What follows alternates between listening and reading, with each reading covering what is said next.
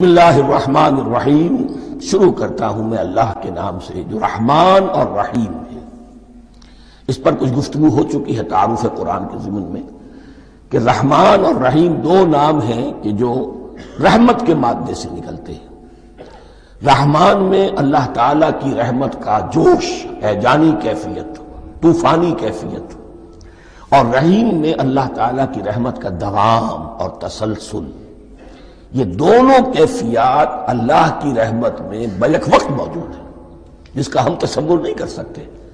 ہم سمندر کو دیکھتے ہیں، متلاطم سمندر ہے، اس میں ہیجان ہے، طوفان ہے۔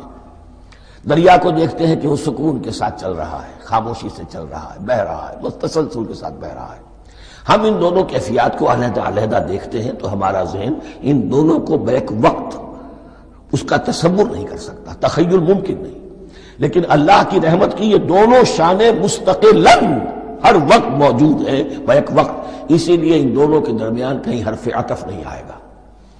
بسم اللہ الرحمن الرحیم، الحمدللہ رب العالمین۔ کل حمد، اور حمد کو ذہن میں رکھ لیجئے، حمد مساوی ہے تعریف جمع شکر۔ عام طور پر ترجموں میں ایک لفظ لایا جاتا ہے، کل تعریف اللہ کے لیے، یہ کافی نہیں ہے۔ تعریف آپ کسی شے کی کر سکتے ہیں جس میں کوئی حسن ہے، خوبی ہے، کسی بھی اعتبار سے، خواہ آپ کو اس کے حسن و خوبی سے کوئی فائدہ حاصل نہیں ہو رہا۔ ایک پھول ہے، بہت خوبصورت ہے، بس ٹھیک ہے، خوبصورت ہے، آپ نے کہا، تعریف کر دی۔ شکر کرتے ہیں آپ اس شے کا جس سے آپ کو کوئی فائدہ پہنچا ہو، استفادہ ہوا ہو، آپ کی کوئی ضرورت پوری ہوئی ہو، آپ کی کوئی مشکل رفع ہوئی ہو۔ اور آپ دیکھیں گے کہ حمد میں یہ شکر کا پہلو غالب ہے۔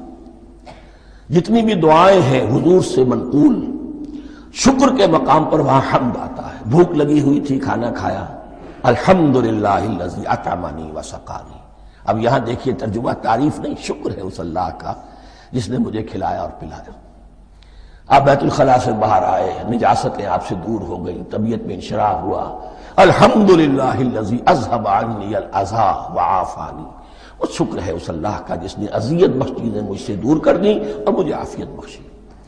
تو یہ الحمدللہ رب العالمین، اللہ تعالیٰ کا حسن و کمال اور حسن و جمال اپنی جگہ بھی اس انتہا کا ہے کہ جتنی تعریف اس کا حق ہے ہم کر ہی نہیں سکتے، لیکن اس کے احسانات اور انعامات ہم پر اتنے ہیں کہ ہم ان کو بھی گن نہیں سکتے۔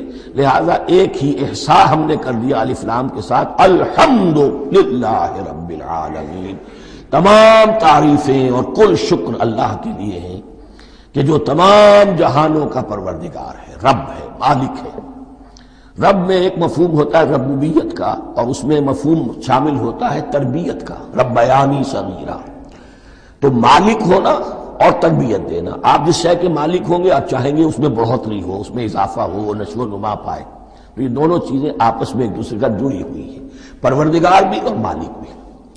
عام طور پر عربی میں رب کا لفظ مالک کے لیے آتا ہے، رب البیت، رب الدار، رب المال۔ تو مالک وہاں پر ظاہر بات ہے کہ اس سے مراد کیا ہے، مال والا، گھر والا، گھر کا مالک۔ تو کل شکر اور کل تعریف اس اللہ کے لیے ہے جو تمام جہانوں کا مالک بھی ہے اور پروردگار بھی ہے۔